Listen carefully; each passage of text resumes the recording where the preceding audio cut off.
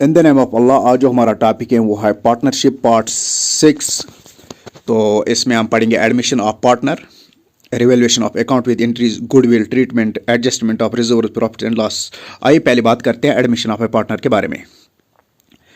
As per the partnership act 1932, तो आपने याद रखोगे पहले partnership act, Indian partnership act came was passed on, इसका सुबह 1932. So this means as per the partnership act 1932, new partners can be admitted into the firm with the consent of all existing partners. So this means किसी भी partner को हमें अगर admission देनी होगी एक फिर्म के लिए तो हर एक पार्टनर का कंसेंट होना जरूरी है, ठीक है ना। On admission old firm is not dissolved only the old partnership is dissolved. तो आपने याद रखा जब हम किसी पार्टनर को एडमिशन देते हैं, किसी नेक्स्ट पार्टनर को एडमिशन देती है अपनी फिर्म में, तो ओल्ड फिर्म जो होती है वो डिसॉल्व हो जाती है, लेकिन जो ओल्ड पार्टनरशिप होती है वो डिसॉल्व नहीं हो जाती है। So this means on admission old firm is not dissolved while as old partnership is dissolved. With the admission of new partner, there is a reconstitution of partnership firm and all the partners get into a new agreement for carrying out the business of the firm. So this means जो ही हम किसी को admission देते हैं new partner को, तो reconstitution of partnership हो जाती हैं। तो ऑल द पार्टनर्स जो हैं get into a new agreement बना जाता है for carrying out the business of the firm. Following adjustment need to be made at the time of admission of a new partner. जब हमें किसी new partner को admission देनी होगी अपनी फिर्म के लिए तो हमें कुछ एडजस्टमेंट करनी चाहिए। कौन कौन से एडजस्टमेंट? पहले एडजस्टमेंट क्या है? Calculating the new profit sharing ratio along with the sacrificing ratio. हमें कैलकुलेट करना होगा न्यू प्रॉफिट शेयरिंग रेशियो किसके साथ? सैक्रिफाइसिंग रेशियो के साथ। दूसरी एडजस्टमेंट क्या करनी चाहिए हमें जब हम किसी नए पार्टनर को एडमिशन देंगे? Revaluation of assets and liabilities. हम रिवैल्यू करेंगे revaluation of assets and liabilities.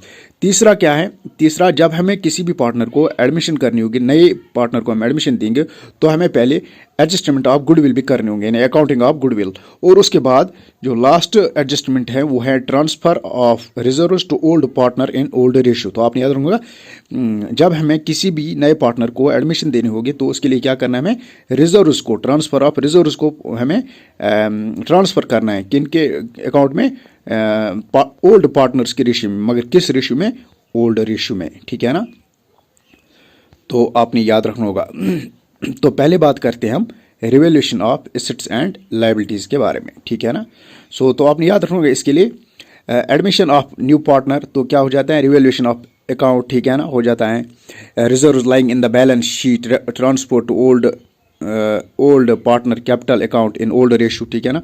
Adjustment of goodwill, ठीक है ना, in sacrificing ratio, calculating new sacrificing ratio. पहले बात करते हैं हम revaluation of assets and liabilities के बारे में। At the time of admission it is desirable to ascertain whether the assets and liabilities are shown at correct values। तो पहले जब हमें किसी भी नए पार्टनर को अपनी बिजनेस फिर्म में लेनी चाहिए तो हमें क्या करना चाहिए? We have to ascertain whether the assets and liabilities are shown at a correct values, ठीक है ना। एसेट्स और लायबिलिटीज करेक्ट वैल्यू में दिखाए गए हैं। इन केस दीज एसेट्स और लायबिलिटीज आर ओवरस्टेटेड और understated then there is no need to revolve them. तो आपने याद रखूंगा in case the assets and liabilities are overstated or understated, then there is no need to revalue them। तो आपने रखा in case these assets or liabilities are overstated or understated, then there is no need to revalue them. Sometimes there may also be some unrecorded assets and liabilities of firm.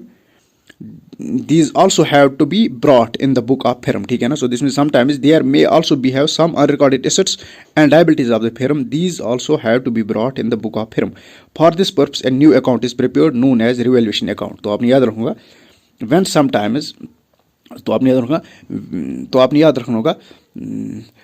when some unrecorded assets, तो आपने याद रखूंगा while revaluation of assets and liabilities, when some unrecorded assets and liabilities of a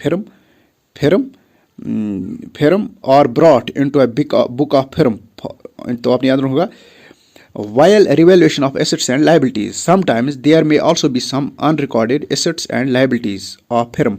These also have to be brought in the book of firm. For this purpose a new account is prepared known as revaluation account। तो आपने याद रखना इसके लिए when some unrecorded assets and liabilities of firm So this means when there are some unrecorded assets and liabilities of the firm, the unrecorded assets and liabilities of the firm have to be brought in the books of firm. For this purpose, a new account is prepared known as revaluation account. Also known as the revaluation account is also known as, इसका सही जवाब जो है वो है profit and loss adjustment account. बहुत important question है. The revaluation account is also known as profit and loss adjustment account. Increase in assets, decrease in liabilities. Increase in assets, decrease in liabilities. Unrecorded assets on credit or credit. तो आपने याद रखना इसके लिए increase in assets, decrease in liabilities. ठीक है ना. The unrecorded assets are credited. तो आपने याद रखना in revaluation account. In revaluation account unrecorded. बहुत ही important है. In revaluation account unrecorded assets are credited and debited in case of vice versa. ठीक है ना. तो आपने याद रखूंगा अनरिकॉर्डेड, बहुत इंपॉर्टेंट क्वेश्चन है. Increase in assets, decrease in liabilities. Unrecorded assets are credited. ठीक है ना. तो आपने याद रखूंगा unrecorded assets are credited and debited in case of vice versa. So आपने याद रखूंगा when there is increase or decrease in liabilities. बहुत इंपॉर्टेंट क्वेश्चन है. when there is increase in assets, decrease in liabilities, the unrecorded assets are credited. ठीक है ना. तो this means when there is increase in assets and decrease in liabilities, बहुत important fact है. when there is increase in assets and decrease in liabilities, the unrecorded assets are credited. And when there is decrease in assets and increase in liabilities, the unrecorded assets are debited. बहुत ही important fact आपने याद रखना होगा. When there is increase in assets and decrease in liabilities, when there is increase in assets and decrease in liabilities, the unrecorded assets are credited, while as when there is decrease in assets and increase in liabilities, the unrecorded assets are debited. Hence it is a nominal account. So this means a revaluation account is a nominal of nature, या nominal account. Balance of revaluation account, profit loss transferred to old partners capital account in old ratio. ठीक है ना. Balance of revaluation account, that is transferred to old partners capital account in old ratio.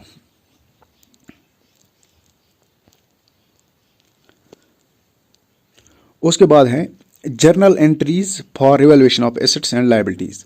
For increase in the value of asset account debited to revaluation account gain. ठीक है ना.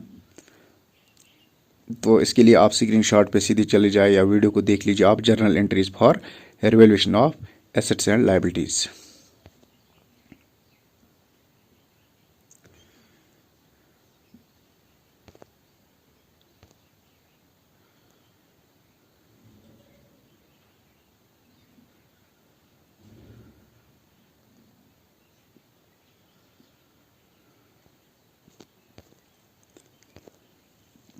उसके बाद है memorandum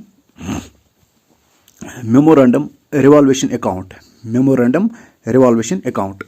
The memorandum revaluation account is prepared in case when partners do not want to alter or revise the value of assets and liabilities. तो आपने याद रखूंगा the memorandum revaluation account is prepared in case when partners do not want to alter or revise the value of assets and liabilities. तो आपने याद रखूंगा the memorandum revaluation account is prepared in case when partners do not want to alter or revise the value of assets and liabilities. ठीक है ना. memorandum revaluation account. So this means memorandum. सवाल इस तरह होगा in partnership an account is prepared when partners do not want to alter or revise the value of assets and liabilities is called memorandum revaluation account. The memorandum revaluation account has which type of nature? It's nominal nature. So this means memorandum revaluation account is a nominal account. The memorandum revaluation account format consists of two parts. That is first part and second part. First part क्या है memorandum revaluation account का? In first part of memorandum revaluation account, in this the increase in assets and decrease in liabilities is shown at the credit side. तो आपने याद रखना first part of memorandum revaluation account, the increase in assets and decrease in liabilities is shown on the credit side.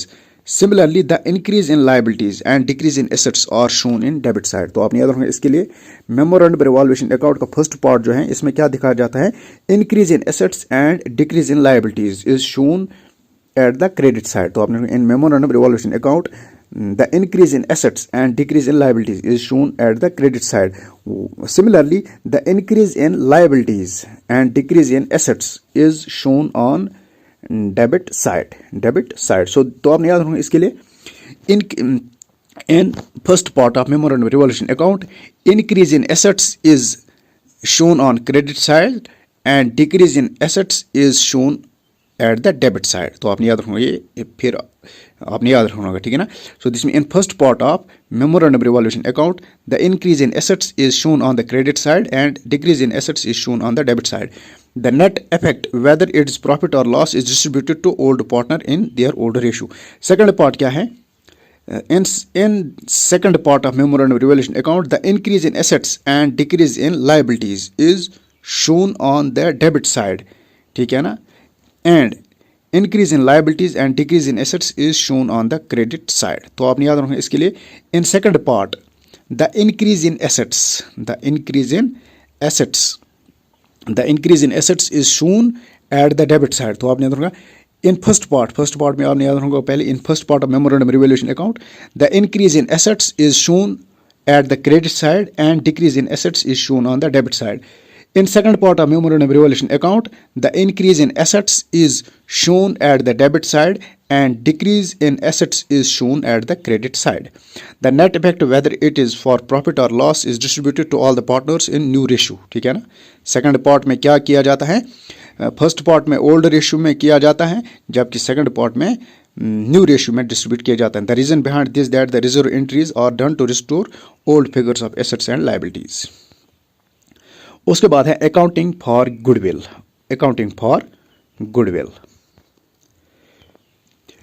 पहले हम बात करेंगे goodwill क्या है, why treatment of goodwill, accounting of goodwill, reputation of business and result of hard work and dedication of old partners, ठीक है ना।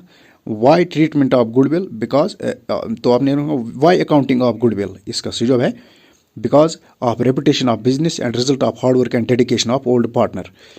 No role of new partner in this whole scenario, ठीक है ना। सो दिस मीन्स गुडविल में new partner का कोई भी सिनेरियो नहीं होता है। Since after admission new partner becomes entitled to benefit of this reputation, ठीक है ना। Since after admission new partner becomes entitled to benefit of this reputation, therefore he compensates the old partners by paying them, ठीक है ना। तो आपने याद रखोगे इसके लिए after admission of new partner, after admission a new partner becomes entitled to benefit of this reputation, therefore a new partner needs to compensate the old partners by paying them, ठीक है ना, that is premium। तो आपने याद रखोगा when a new partner gets admission and becomes entitled to take the benefit of goodwill, therefore he compensates the old partner by paying them is known as premium। No reputation, no compensation। Note, at the time of admission new partner has to bring capital and goodwill, ठीक है ना। तो आपने याद रखना at the time of admission new partner has to bring capital and goodwill premium। तो आपने याद रखना at the time of admission new partner has to bring capital and goodwill premium। बहुत इंपॉर्टेंट क्वेश्चन है। at the time of admission new partner has to bring capital and goodwill premium। entry of capital introduced by new partner, ये छोड़िए आप। Treatment of goodwill, case 1 when goodwill is paid privately by new partner, new, ठीक है ना। तो आपने याद रखना इसके लिए treatment of goodwill, case 1 and case 2, case 3, case 4, case 5, ठीक है ना। इसमें हम ट्रीटमेंट ऑफ गुडविल पढ़ेंगे। तो treatment of goodwill case 1, case first when goodwill is paid privately by partner, when goodwill is, case first क्या है ट्रीटमेंट ऑफ गुडविल में, when goodwill is paid privately by new partner. इसमें क्या होता है, new partner pays privately to old partner not to be recorded in the book of firm. तो आपने याद रखना केस फर्स्ट में when goodwill is paid privately by new partner, when goodwill is paid privately by new partner, इस पर privately दी new partner क्या goodwill, ठीक है ना। तो ये क्या कर न्यू पार्टनर क्या कर pays privately to old partner. New partner क्या कर न्यू पार्टनर क्या कर सो पहला केस क्या है ट्रीटमेंट ऑफ गुडविल में, when goodwill is paid privately by new partner. इसमें पहला क्या है, new partner pays privately to old partner. ये गुडविल पेड करान ये नो पार्टनर, जब एक नया पार्टनर गुडविल को पेड करता है प्राइवेटली, उसमें क्या होता है, जो न्यू पार्टनर होता है वो प्राइवेटली करता है ओल्ड पार्टनर को पे। और दूसरा, और जब ये एक नया पार्टनर जो है वो, जब एक नया पार्टनर जो है वो, जो नया पार्टनर होगा जो पे करता है प्राइवेटली टू ओल्ड पार्टनर, तो वो रिकॉर्ड नहीं होता है बुक ऑफ फर्म में, ठीक है ना। Case second, when new partner pays cash for this share of goodwill and it is retained in the business, ठीक है ना। तो आपने याद रखना इसके लिए, केस सेकंड में क्या होता है, when new partner pays cash for this share of goodwill, for his share of goodwill, sorry. Case second, when new partner page cash, when new partner pays cash for his share of goodwill and it is returned to the business। तो आपने याद रखना, when new partner pays cash for his share of goodwill and it is returned to the business या in the business।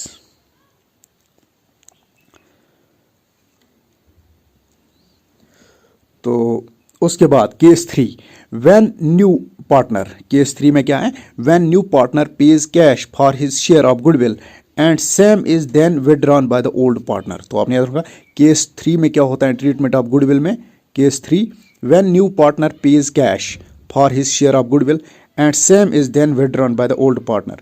इस पर in case three new partner, जब नया partner pay करता है for his share of goodwill और उसी वही अमाउंट विड्रा करता है ओल्ड पार्टनर, ठीक है ना। So this means when some partner pays cash for his share of goodwill, then the same is then withdrawn by the old partner। Case 3, case 4, goodwill is not brought in cash by new partner, that is only capital। तो आपने याद रखना case 4 क्या है, goodwill is not brought in cash by new partners। तो आपने the goodwill is not brought in cash by new partners, only capital, ठीक है ना।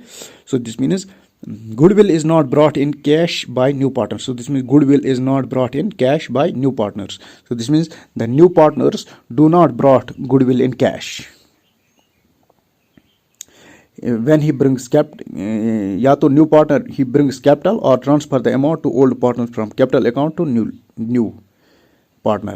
तो case 5, treatment of goodwill already existing in the books at the time of admission. Treatment of goodwill already existing in the books at the time of admission. तो आपने याद रखना इसके लिए, treatment of goodwill already existing in the books at the time of admission. Treatment of goodwill already existing in the books at the time of admission. तो आपने याद रखोगा treatment हम गुडविल को क्या कैसे करेंगे, जब गुडविल ऑलरेडी एग्जिस्ट करता होगा बुक्स में, ठीक है ना, books at the time of admission.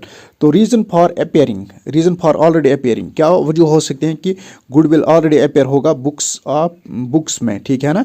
Either brought by old partner in the past, एक वजह ये हो सकती है कि गुडविल क्यों ऑलरेडी बुक्स में मेंशन है, either brought by old partner in the past or goodwill might have been raised, और goodwill might have been raised। दूसरा बन सकता है goodwill already existing should be written off। तो आपने the goodwill already existing should be written off, बहुत ही important question है, फैक्ट है, goodwill already existing should be written off। valuation of goodwill, valuation of goodwill, valuation of goodwill, no accurate formula can be laid down for the measurement of valuation of goodwill। most commonly used methods for the valuation of goodwill are, सवाल बन सकता है, name the most commonly used methods, बहुत ही important question, name the most commonly used methods for the valuation of goodwill। इसका सही जवाब है average profit method, average profit method. दूसरा है वेटेड एवरेज प्रॉफिट्स मेथड, बहुत ही इंपॉर्टेंट क्वेश्चन, पहला क्या है एवरेज प्रॉफिट्स मेथड, दूसरा है वेटेड एवरेज प्रॉफिट्स मेथड, तीसरा है super profits method, fourth method जो है वो है कैपिटलाइजेशन मेथड। सवाल बन सकता है what are the methods of goodwill valuation, इसका सब average profits method, weighted average profits method, super profits method, capitalization method. तो आपने याद रखना इसके लिए what are the methods of goodwill valuation, इसके बाद average profit method, weighted average profit method, super profit method, capitalization. तो आपने इसके लिए methods of goodwill valuation: average, weighted, super capitalization. Average, weighted, super capitalization. Average, average, weighted, super capitalization. तो आपने average, weighted, super capitalisation. पहले बात करते हैं एवरेज प्रॉफिट मेथड के बारे में। Capital goodwill as per average capital method, as per average profit method, goodwill is equal to average profits into number of years purchase. तो आपने देखा एवरेज प्रॉफिट मेथड क्या होती है। एवरेज प्रॉफिट मेथड में गुडविल किसके बराबर होता है। As per average profit method goodwill is equal to every profit into number of years purchase. Average profit is equal to profit for all years divide by number of years. The average profit method is also known as adjusted future maintainable profits। तो आपने याद रखना average profit method में क्या होता है। Goodwill is equal to average profits into number of years, average profits into number of years. तो आपने as per average profit method goodwill is equal to average profits into number of years purchase. तो आपने यहाँ होगा as per average profit method goodwill is equal to average profits into number of purchase years, number of purchase years. Average profit is equal to profit for all years divide by number of years, also known as the average profits is also known as adjusted or future maintainable profits. Number of years of purchase is equal to number of years for which the firm will expect to earn same amount of profits purely on appropriation। ठीक है ना, purely on appropriation। The average profit method is based on purely on appropriation because of the past efforts of firm after change the of partnership। उसके बाद दूसरी method जो है वो है weighted average profit method. The weighted average profit method is a modified method of average profit method applicable particularly in case of a rising trend in profits application। The weighted average profit method is applicable particularly in case of rising trend in profits। As per weighted average profit method goodwill is equal to weighted average of profits into number of years। ठीक है ना, as per weighted average profit method, as per weighted average profit method goodwill is equal to goodwill average of profits, as per weighted average profit method goodwill is equal to weighted average of profits into number of years purchase। Yeah, goodwill is equal to as per weighted average profit method goodwill is equal to weighted average of profits into number of purchase years। weighted average weighted profits is equal to total of product divided by total of weight। ठीक है ना, average weighted profit किसको कहते हैं, total of product divide by total of weight. उसके बाद तीसरी method जो है वो है super profits method. Super profits method as per super profits method goodwill is equal to super profit into number of years purchase. तो आपने याद रखना इसके लिए as per super profit method goodwill is equal to super profits into number of years purchase. तो आपने याद रखना इसके लिए पहले आपने याद रखना होगा as per average profits method, as per average profits method goodwill is equal to as per average profits method goodwill is equal to average profits into number of years purchase. इसी तरह से as per weighted average profit method goodwill is equal to, इसका सही जवाब है weighted average of profits into number of years purchase. As per super profit method, as per super profits method goodwill is equal to, इसका सही जवाब है super profit into number of years purchase.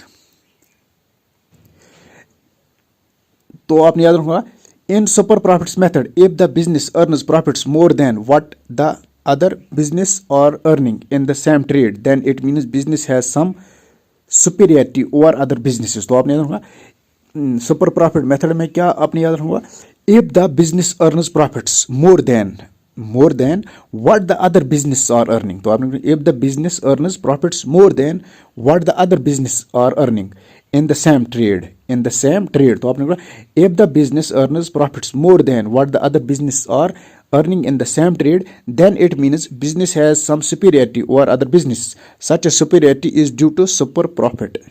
ठीक है ना, such a superiority is due to super profit. Super profit can be defined as excess of actual profits over normal profits. तो आपने कहा super profits can be defined as excess of actual profits over normal profits. This means super profits is equal to actual profit minus normal profit. तो आपने कहा super profit can be defined as the excess of actual profits over normal profits. So this means super profit is equal to actual profit minus normal profit. Means the profit which the firm could reasonably or normally earn in a particular business. It is calculated by multiplying the normal rate of return with capital A. तो normal method, normal profit किसको हम कहते हैं? Normal profit means the profit which the firm could normally earn in a particular business. ठीक है ना, normal profit कहते हैं उसको. Normal profit means the profit which the firm could normally earn in a particular business. The normal profit is calculated by multiplying the normal rate of return with capital employed. तो उसके बाद है capitalisation method. Under capitalisation method goodwill में be calculated in 2 ways. ठीक है ना, तो आपने याद रखा अंडर कैपिटलाइजेशन मेथड गुडविल में be calculated in 2 ways. That is capitalisation of super profits and next method जो है वो है नेक्स्ट वे जो है. तो आपने याद रखा अंडर कैपिटलाइजेशन मेथड गुडविल में be calculated in 2 ways. A capitalization of super profits, B capitalization of average profits. So this means capitalization method uses capitalization of super profits and capitalization of average profits in order to calculate the goodwill. पहला है capitalization of super profits. पहला क्या है? Capitalization of super profits. As per capitalization of super profits as per capitalization of super profit goodwill is equal to इसका जो है super profits into 100 divided by normal rate. ठीक है ना, तो आपने as per capitalization of super profits goodwill is equal to super profits into 100 divided by normal rate. बहुत ही मुश्किल. as per capitalization of super profits goodwill is equal to super profits into 100 divided by normal rate. उसके बाद next जो है B capitalization of average profits. As per capitalization of average profits goodwill is equal to capitalized value of business minus capital employed. ठीक है ना, capital employed. तो आपने याद रखा capitalization of as per capitalization of average profits goodwill is equal to capitalized value of business minus capital employed. तो capital employed क्या होता है? Total assets excluding goodwill less outside liabilities.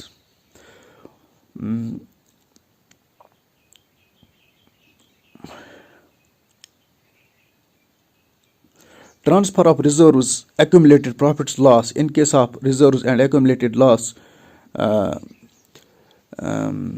in case of reserves and तो आपने in case of reserves and accumulated profits. ठीक है ना, in case of reserves and accumulated profits, profit and loss account debited, general reserve account debited, reserve fund account debited, contingency fund debited, workers compensation fund debited to old partners capital account.